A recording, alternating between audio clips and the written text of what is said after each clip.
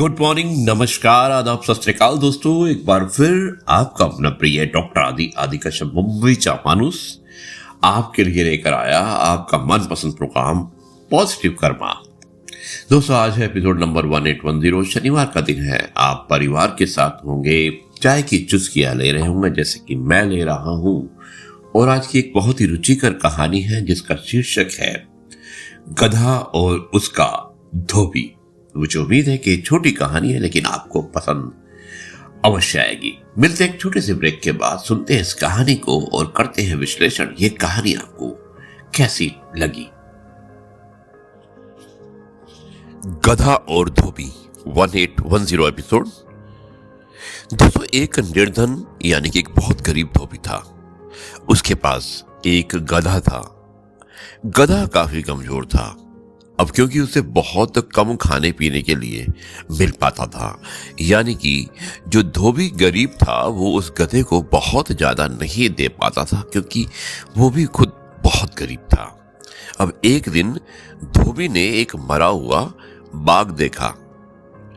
उसने सोचा, मैं गधे के ऊपर इस बाघ की खाल डाल दूंगा और उसे पड़ोसियों के खेतों में मरने के लिए छोड़ देता हूं।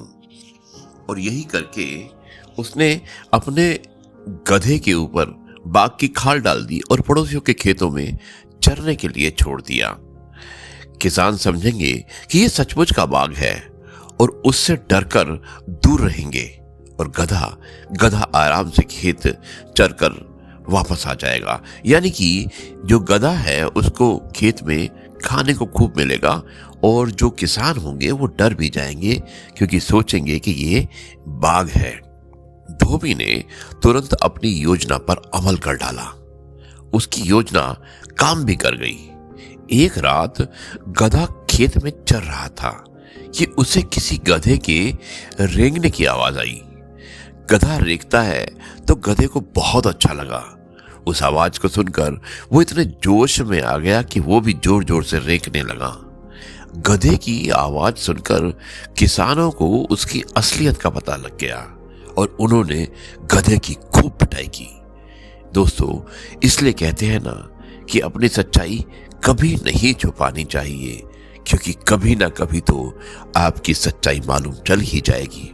और जब भी आपकी सच्चाई मालूम चलेगी तो आपको बहुत नुकसान होगा, जो कि इस गधे को भी हुआ।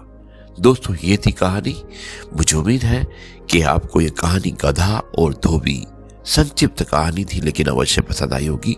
अब मैं इस कार्यक्रम को यहीं पर समाप्त करता हूं और कल आपसे एक बार फिर से मुलाकात करूंगा कुछ नई बातों के साथ। तब तक के लिए आपसे कहता हूं जय गुरु जी, शुक्राना गुरु जी।